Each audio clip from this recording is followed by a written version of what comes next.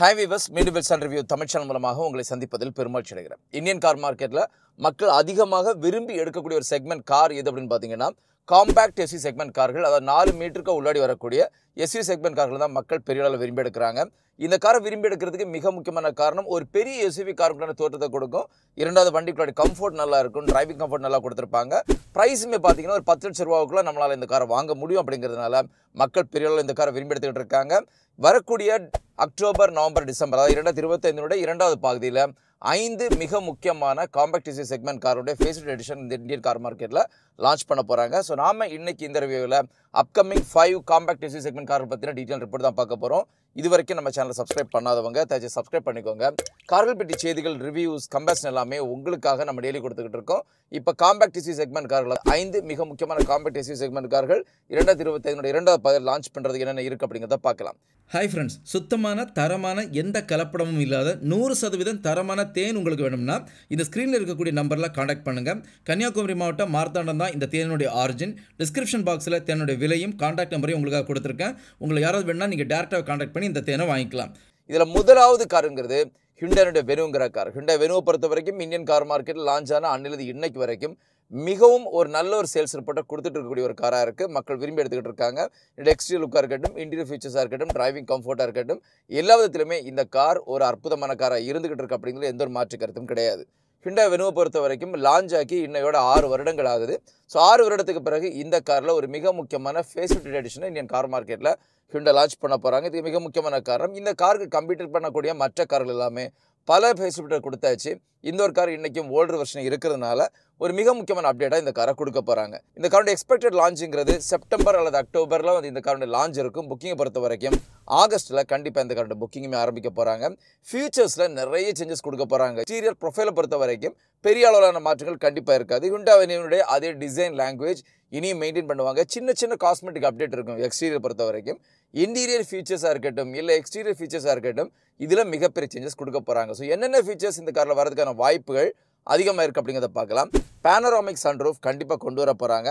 அடாஸை பொறுத்த வரைக்கும் இப்போதைக்கு லெவல் 1 அடாஸ் இந்த காரில் கொடுத்துட்டு இருக்காங்க. இதை வந்து உங்களுக்கு லெவல் 2 அடாஸாக மாற்றி எடுத்துகிட்டு வர போகிறாங்க. அது மட்டும் இல்லாமல் லெவல் 2லேயுமே அடிஷ்னலாக நிறைய ஃபீச்சர்ஸும் இதில் எடுத்துகிட்டு வருவாங்க. 10.2 இன்ச்சஸில் உங்களுக்கு டிஜிட்டல் இன்ஸ்ட்ருமெண்ட் கிளஸ்டர் கொடுக்க போகிறாங்க. இது வண்டிக்குள்ளாடி ஒரு ப்ரீமியம் எலமெண்ட்டையும் ஓட்டுறவங்களுக்கு ஒரு பக்கமான இன்ஃபர்மேஷனும் இதில் கிடைக்கிறதான வாய்ப்புகள் அதிகமாக இருக்கும். அது மட்டும் இல்லாமல் கூல் வெண்டிலேட்டட் சீட்ஸ் கொடுக்க போகிறாங்க. இன்னைக்கு மேக்ஸிமம் எல்லா கார் கம்பெனிகளுமே அவங்களுடைய காம்பாக்ட் எஸ்யூவி செக்மெண்ட் காரில் இந்த ஒரு ஆப்ஷன் எடுத்துகிட்டு வந்திருக்காங்க. இதுவுமே உங்களுக்கு ஹிண்டாய் வெனுவில் கண்டிப்பாக கொடுக்க போகிறாங்க. 360 டிகிரியில் கேமரா கொடுக்க போகிறாங்க. இது டிரைவர்ஸுக்கு ஒரு ஏற்ற ஒரு விஷயமா இருக்கும். அது மட்டும் இல்லாமல் உங்களுக்கு எக்ஸ்டீரியர் லுக்கை பொறுத்த வரைக்கும் சின்ன சின்ன காஸ்மெட்டிக் அப்டேட்டை கொடுத்து இதில் பெரிய ஒரு எக்ஸ்டீரியர் டிசைன் சேஞ்சுமே கொண்டு வராங்க. இது மட்டும் இல்லாமல் எல்இடி லைட்ஸை பொறுத்த வரைக்கும் எல்இடி டேட்டா ரன்னிங் லேம்பாக இருக்கட்டும், எல்இடி ஹெட் லேம்பாக இருக்கட்டும், எல்இடி டெயில் லேம்பாக இருக்கட்டும், எதுவாக இருந்தாலும் இது எல்லாத்திலையுமே டிசைன் சேஞ்சஸ் கொடுக்க போகிறாங்க. இப்போ இருக்கக்கூடியது ஒரு ஓல்டர் வெர்ஷனில் இருக்கக்கூடிய ஒரு டிசைனாக இருக்குது. அதை முற்றிலும் மாறுபட்ட இந்த யுகத்துக்கு பொருந்தக்கூடிய மற்ற கார்களுக்கு டஃப் காம்படிஷன் கொடுக்கக்கூடிய அளவில் ஒரு மிக முக்கியமான டிசைனோட இந்த காரை எடுத்துகிட்டு வர போகிறாங்க.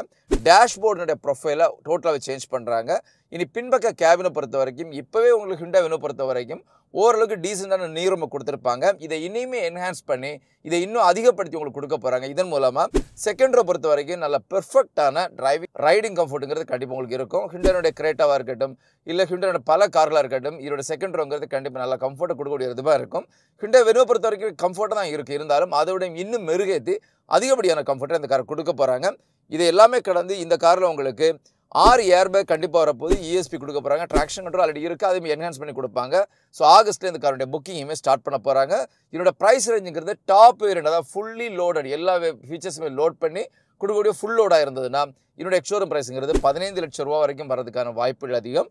மற்றபடி இப்போ கரண்டாக இருக்கக்கூடிய ப்ரைஸ்லேருந்து ஒரு 50,000 60,000 ரூபாய் லோவர் வேரியண்ட்லையுமே ப்ரைஸ்கள் கூடுறதுக்கான வாய்ப்புகள் அதிகமாக இருக்குது. இரண்டாவது மிக முக்கியமான காருங்க கியாவினுடைய சிரோஸில் ஒரு இவி வெர்ஷன் லான்ச் பண்ண போகிறாங்க. கியா சிரோஸை பற்றி நமக்கு நல்லா தெரியும். இந்த ரீசனாக இந்தியன் கார் மார்க்கெட் லான்ச் பண்ணியிருந்தாங்க. கியா லான்ச் பண்ண ஒரு காரில் மிக அற்புதமான கார் அப்படின்னு சொல்லலாம். எதிரானா வண்டிகளோட ஸ்பேஸுங்கிறது வேற லெவலில் கொடுத்துருப்பாங்க. அது எக்ஸ்டீரியர் லுக்கை பொறுத்த வரைக்கும் எனக்கு பெரிய அளவில் அப்பீலிங்காக இல்லை. அது மட்டும் இல்லை, டிரைவிங் கம்ஃபர்ட்டை பொறுத்த வரைக்கும் செல்டாஸ் இருக்கக்கூடிய அதே இன்ஜின் தான் இந்த காரில் கொடுத்துருக்காங்க. இதை கடந்து வண்டிங்கிறது ஒரு ஸ்பேஷியஸான ஒரு வண்டியாக பார்த்தீங்கன்னா கண்டிப்பாக இந்தியன் கார் மார்க்கெட்டில் ஹிண்டாய் கிரேட்டாவையுமே பின்னுக்கு தள்ளிக்கிட்டு கியா செல்டாஸ், கியா சிரோஸுங்கிறது அற்புதமான ஒரு ஸ்பேசிங்கோட இருக்கக்கூடிய ஒரு கார் அப்படிங்கிற எந்த மாற்று கருத்தும் கிடையாது. இந்த காரில் ஒரு முழுமையான இவி வெர்ஷன் இந்தியன் கார் மார்க்கெட்டில் லான்ச் பண்ண போகிறாங்க. இது ஹைப்ரிட்டில் கிடையாது, நார்மல் வெர்ஷனில் கிடையாது, பியூர் இவி வெர்ஷனில் போகிறாங்க. இந்த இவி வெர்ஷனில் வரும்போது 400லேருந்து 500 கிலோமீட்டர் ரேஞ்ச் கிடைக்கிறதுக்கான வாய்ப்புகளும் அதிகமாக இருக்குது. இந்தியன் கார் மார்க்கெட்டில் இப்போ கரண்டாக இருக்கக்கூடிய இவி கார்களுக்கு ஒரு டஃப் காம்படிஷன் கொடுக்கக்கூடிய ஒரு காராக இருக்கும் அப்படிங்கிறதுல எந்த ஒரு மாற்று கருத்தும் கிடையாது. இதுக்கு மிக முக்கியமான காரணம் இன்னைக்கு கார் மார்க்கெட்டுடைய கிரேட்டாவாக இருக்கட்டும் இல்லை பிரிஸாவாக இருக்கட்டும், இவங்க எல்லாருமே கொடுக்கக்கூடிய ரூம் ஸ்பேஸை விடையும் கியா சிரோஸுடைய ரூம் ஸ்பேஸுங்கிறது வேறு லெவலில் கொடுத்துட்டு இருக்காங்க. இதனால் என்ன பொறுத்த வரைக்கும் கண்டிப்பாக ஒரு அற்புதமான காராக இந்த கார் வரப்போகுது. மூணாவது மிக முக்கியமான கார் எது அப்படின்னு பார்த்தீங்கன்னா, இந்தியன் கார் மார்க்கெட்டில் அதிகமான காரை உருவாக்கி செல் பண்ணிட்டு இருக்கக்கூடிய மாருதி சுசுகி தங்களுடைய ஃப்ரான்ஸுங்கிற ஒரு அற்புதமான ஒரு கிராஸ் ஓவர் எஸ்யூவி செக்மெண்ட் காரில் ஹைப்ரிட் டெக்னாலஜி எடுத்துகிட்டு வர போகிறாங்க. ஹைப்ரிட்லையுமே மைல்டும் கொடுக்க போகிறாங்க, ஸ்ட்ராங் ஹைப்ரிட்டும் எடுத்துகிட்டு வர போகிறாங்க. இது கண்டிப்பாக ரொம்ப அற்புதமான ஒரு விஷயமும் கூட. இந்தியன் கார் மார்க்கெட்டில் இவி காரில் பொறுத்த வரைக்கும் நிறைய இடத்துல நமக்கு இவி ஸ்டேஷன்ஸ் கிடையாது. இதனால் இவி கார் எடுத்து நம்மளால் யூஸ் பண்ணிக்க முடியாது. பெட்ரோல் காருக்கு போகும்போது பெட்ரோல் மைலேஜுங்கிறது உங்களுக்கு 13 கிலோமீட்டர் 14 கிலோமீட்டர் தான் ஒரு காம்பேக்ட் எஸ்யூவி செக்மெண்ட் கொடுத்துட்டு இருக்கு. இதனால் நம்மளுடைய எக்ஸ்பென்ஸுங்கிறதுமே வேறு லெவலில் கூடிக்கிட்டு இருக்குது. அதே மாருதி ஃப்ரான்ஸை பொறுத்த வரைக்கும் அவங்க ஸ்ட்ராங் ஹைப்ரிட்டில் கொடுக்கும்போது உங்களுக்கு மைலேஜுங்கிறது கண்டிப்பாக அவங்க சொல்லக்கூடியது 32 கிலோமீட்டராக இருந்தாலும் கண்டிப்பாக 27லேருந்து 28 கிலோமீட்டர் மைலேஜ் கிடைக்கிறதுக்கான வாய்ப்புகள் அதிகம். இது ஸ்ட்ராங் ஹைப்ரிடாக இருக்கட்டும் இல்லை உங்களுக்கு மைல்டு ஹைப்ரிடாக இருக்கட்டும், எது எடுத்தாலும் கண்டிப்பாக உங்களுக்கு பெர்ஃபெக்டான மைலேஜ் கிடைக்கும். இன்னொரு வித்தியாசமான முறையில் சொல்லணும்னா கண்டிப்பாக உங்களுக்கு 1 கிலோமீட்டர் ட்ராவல் பண்ணுறதுக்கு 4 ரூபாவுக்கும் கீழே வரக்கூடிய ஒரு பெட்ரோல் ஃபியூல் எஃபிஷியன்சி கொடுக்கக்கூடிய ஒரு காராக இந்த கார் மாறப்போகுது அப்படிங்கிறது கண்டிப்பாக ஒரு பாசிட்டிவான விஷயம் தான். இது எல்லாமே கடந்து மாருதி சுசுகி ஃப்ரான்ஸை பொறுத்த வரைக்கும் என்னோட எக்ஸ்டீரியர் லுக்காக இருக்கட்டும், இன்டீரியர் ஃபீச்சர்ஸாக இருக்கட்டும், கம்ஃபர்ட்டாக இருக்கட்டும், எல்லாமே ஒரு பெர்ஃபெக்டாக இருக்குது அப்படிங்கிறதும் மக்கள் பெரிய அளவில் விரும்பி இந்த காரை எடுத்துகிட்டு இருக்காங்க அப்படிங்கிறதையும் எந்த ஒரு மாற்று கருத்தும் கிடையாது. கடந்த ஒரு பல மாதங்களாக பார்த்தீங்கன்னா மாருதி சுசுகி ஃப்ரான்ஸினுடைய நார்மல் பெட்ரோல் வெர்ஷனை மக்கள் பெரிய அளவில் விரும்பி எடுத்துக்கிட்டு இருக்காங்க. ஒரு டாப் 10 லிஸ்ட்டுகளையுமே எப்போவுமே முதல் 5 இடங்களுக்கு உள்ளாடி வந்து உட்கார்ந்துருக்கக்கூடிய ஒரு மிக முக்கியமான காராக மாருதி சுசுகி ஃப்ரான்ஸ் இருந்துகிட்டு இருக்கு. இந்த ஹைப்ரிட் வெர்ஷன் அப்படிங்கிறது வேற ஒன்றும் இல்லை, அவங்க வண்டிக்குள்ளே ஒரு பேட்டரியை கொடுத்துருப்பாங்க. இந்த பேட்டரியை பொறுத்த வரைக்கும் ஆட்டோமேட்டிக்காக அது வந்து சார்ஜ் ஆகிட்டு இருக்கும். இதனால் நீங்கள் தனியாக ஒரு இவி ஸ்டேஷனில் போய் சார்ஜ் பண்ண வேண்டிய தேவை கிடையாது. நீங்கள் நார்மல் பெட்ரோல் போடுற மாதிரி பெட்ரோல் போட்டு உங்களால் வண்டியை ஓட்ட முடியும். நார்மல் பெட்ரோல் போட்டு ஓடும்போது மைலேஜுங்கிறது ஒரு 14, 15 இல்லை மேக்ஸிமம் ஒரு 16 கிடைக்கிறதுன வாய்ப்புகள் அதிகம். அதே நீங்கள் இந்த மாதிரி ஸ்ட்ராங் ஹைப்ரிட் இருக்கக்கூடிய ஒரு பெட்ரோல் கார் எடுக்கிறீங்கன்னா ஆட்டோமேட்டிக்காக உங்களுடைய மைலேஜுங்கிறது மினிமம் ஆன் ரோடில் 27லேருந்து 28 கிலோமீட்டர் வரைக்கும் மைலேஜ் கொடுத்து உங்களுக்கு ஒரு பெரிய ஒரு சேவிங்ஸாக இருக்கும். அப்படிங்கிறதுனால நீங்கள் ஹைப்ரிட் காரை செலக்ட் பண்ணுறது ஒரு பெர்ஃபெக்டான ஆப்ஷனாக இருக்கும். இப்போ 4வது மிக முக்கியமான கார் எது அப்படின்னு பார்த்தீங்கன்னா டாட்டாவுடைய பஞ்சுங்கிற கார். டாட்டா பஞ்சை பொறுத்த வரைக்கும் மைக்ரோ எஸ்யூவி செக்மெண்ட் இருக்கக்கூடிய ஒரு கார். ஸோ இந்த காரை பொறுத்த வரைக்கும் இதில் ஒரு பெர்ஃபெக்டான ஒரு புதிய அப்டேட்டை இந்த காரில் கொடுக்க போகிறாங்க. அதாவது இப்போ கரண்டாக அல்ட்ரோஸ் இருக்கக்கூடிய அதே டியூவல் டச் ஸ்க்ரீன் சிஸ்டத்தை இதில் எடுத்துகிட்டு வர போகிறாங்க. 10.25 இன்ச்சஸில் உங்களுக்கு டிஜிட்டல் இன்ஸ்ட்ருமெண்ட் கிளஸ்டர் கொடுக்க போகிறாங்க. 6 ஏர்பேக் ESP கொடுக்க போகிறாங்க. இந்த காரை பொறுத்த வரைக்கும் டிசம்பரில் கண்டிப்பாக லான்ச் பண்ண போகிறாங்க. 360 டிகிரி இந்த காரில் கேமராவே வரப்போகுது. இன்ஜினை பொறுத்த வரைக்கும் இன்ஜினில் எந்த மாற்றமும் இருக்காது. ஆனால் பெரிய அளவிலான ஒரு ஃபேஸ் லிஃப்ட் எடிஷனான்னு கேட்டிங்கன்னா கண்டிப்பாக கிடையாது. சின்ன காஸ்மெட்டிக் அப்டேட்டோட இந்த காரை லான்ச் பண்ண போகிறாங்க. டாட்டா பஞ்சை பொறுத்த வரைக்கும் இன்றைக்கி இந்தியன் கார் மார்க்கெட்டில் அல்ட்ரோஸுமே மிஞ்சிக்கிட்டு நல்ல ஒரு சேல்ஸ் ரிப்போர்ட்டை கொடுத்துட்டு இருக்கக்கூடிய ஒரு காராக இருந்துகிட்டு இருக்கு. இந்தியன் கார் மார்க்கெட்டில் டாட்டா பஞ்ச் லான்ச் ஆகும்போது மக்கள் பெரிய அளவில் எடுத்து இந்த காரை யூஸ் பண்ணிட்டு இருந்தாங்க.